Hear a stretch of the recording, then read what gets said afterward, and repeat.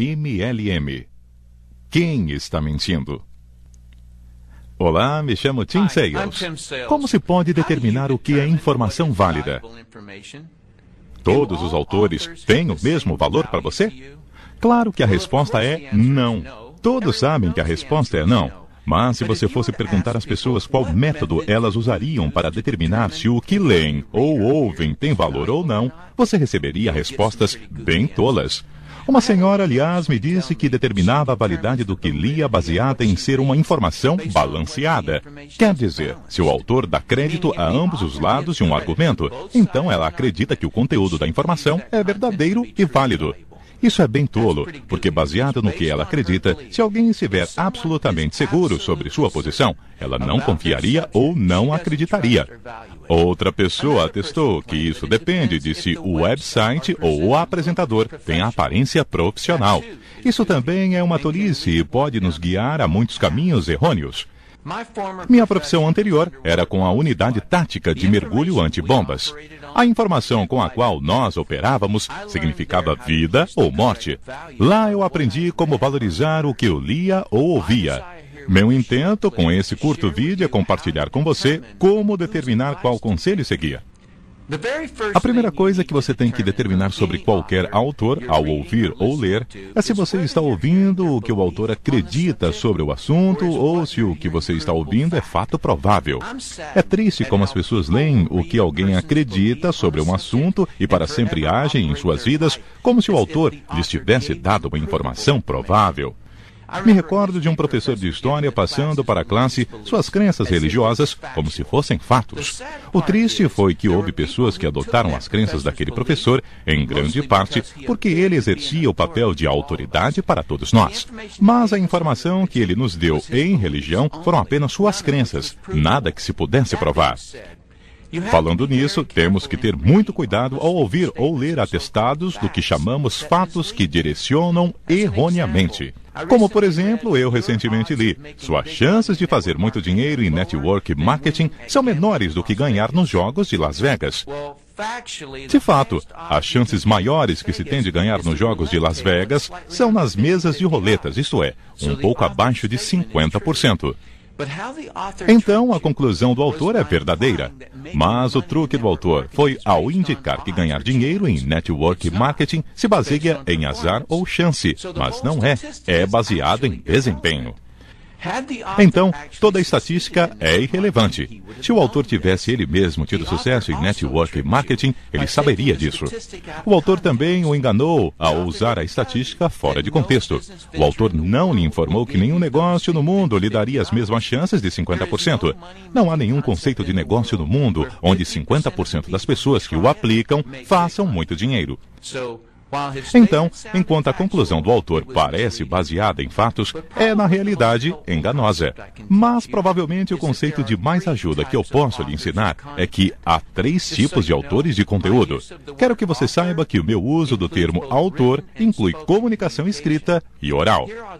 Aqui estão os 3 tipos de autores: aqueles que nunca fizeram, aqueles que fizeram e falharam, e aqueles que fizeram e tiveram sucesso.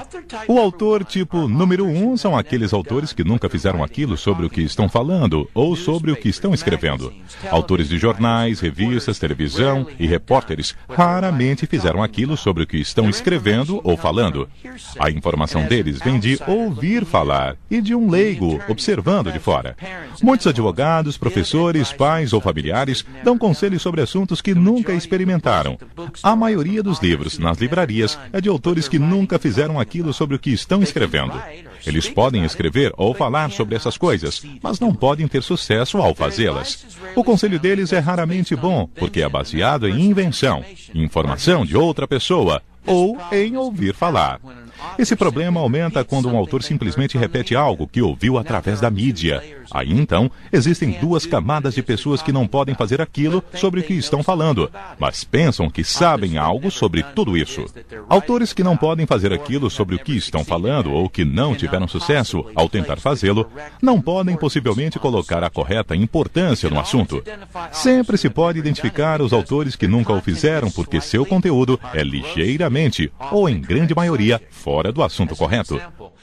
Como, por exemplo, eu li um artigo de internet que atestava que o sucesso em marketing multinível era matematicamente impossível.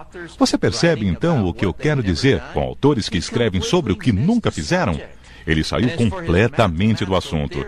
E quanto à sua teoria matemática, é como atestar que voar é cientificamente impossível para uma abelha. Será que ocorreu para esse autor pelo menos pesquisar?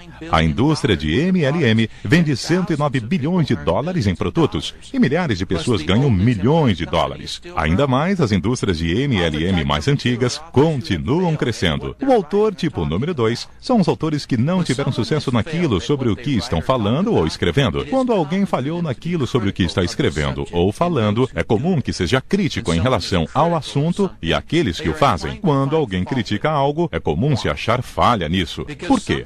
Porque algo em relação ao assunto é um completo mistério para eles, e eles se sentem inadequados.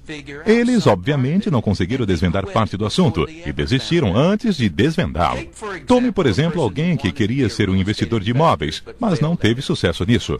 Ele vai projetar sua experiência negativa em tudo que escreve ou fale sobre o negócio. Ele, tipicamente, vai escrever ou falar do que é difícil, errado ou perigoso acerca de imóveis. Por quê? Porque ele nunca conseguiu desvendá-lo e alguém que tem sucesso nisso prova que ele é inadequado sobre o assunto de imóveis. Seu pior pesadelo são pessoas tendo sucesso em investimentos de imóveis. Seu negativismo pode fazer com que ele foque no aspecto de investimento de imóveis que for o motivo de que ele falhasse, mas provavelmente ele não sabe por que falhou. Então tenta fazer tudo o que é relacionado com imóveis como errado, inclusive qualquer pessoa que lide com imóveis. Apenas um aviso: em todos os assuntos há mais pessoas que desistiram do que pessoas que tiveram sucesso. Então, você pode achar muito mais informação negativa do que informação positiva. Não siga conselhos de autores que desistiram daquilo sobre o que estão escrevendo ou falando. Eles têm ressentimento e não querem que você tenha sucesso naquilo em que falharam. O sucesso de outros somente prova que eles são inadequados. Eles podem indicar que querem somente protegê-lo, mas na realidade, eles querem somente proteger a si mesmos de um sentimento de falha ao impedi-lo de tentar e ter sucesso. O autor tipo número 3 são aqueles que tiveram sucesso naquilo sobre que escrevem ou falam. Se um autor teve sucesso naquilo sobre que escreve ou fala, ele é um recurso valioso para você e vale a pena seguir o seu conselho. Eles sabem o que é importante e o que não é importante no assunto. Se você escutar uma informação de um autor tipo número 1 ou número 2 que lhe preocupe, peça ao autor tipo número 3 para explicá-la a você. Eles vão poder explicar e categorizar a informação de maneira lógica. Por favor, note que há uma diferença vasta entre ter tido sucesso num assunto e ser alguém que tenha sido meramente educado sobre isso. Não é só porque alguém estudou um assunto ou fez um trabalho por 20 anos que significa que tenha tido sucesso ao fazê-lo. Uma cabeleireira pode estudar tudo sobre cabelo, mas isso não significa que possa cortar cabelos de maneira que satisfaça seus clientes. Uma psiquiatra pode ter sido capaz de ouvir seus professores, de ler os livros de texto requeridos e de até passar no exame do Estado sobre o assunto.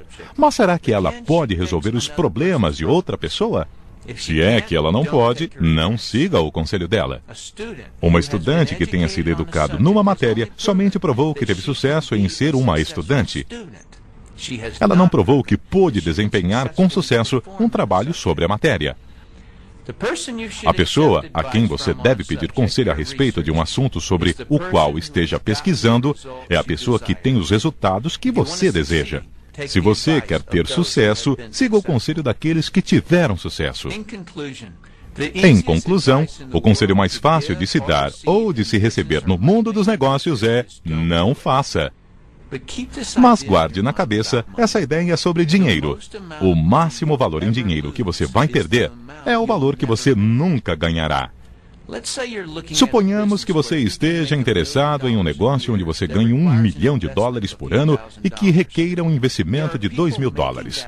Há pessoas ganhando esse valor no negócio que você está pesquisando, mas alguém que lhe dá esse conselho de não faça isso. e você não faz.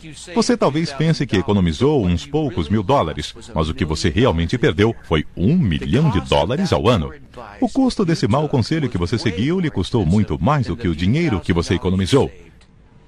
Se você lê na internet ou escuta alguém recomendar não entrar num negócio em particular, peça a eles uma alternativa melhor, onde o mesmo retorno seja possível. E, é claro, não siga o conselho deles a menos que tenha tido sucesso no negócio que estão recomendando. Eu, pessoalmente, não tenho nenhuma sugestão de investimento que você decida fazer com relação ao network marketing. Mas, sendo eu alguém que teve sucesso financeiro, me dói o coração quando muitas pessoas são interrompidas ou desviadas por um autor que não sabe do que está falando, ou que não deveria estar dando conselhos sobre assuntos onde não tenha tido sucesso. Obrigado por assistir a esse vídeo. Espero que essa informação ajude a determinar qual conselho seguir. Me chamo Tim Sales.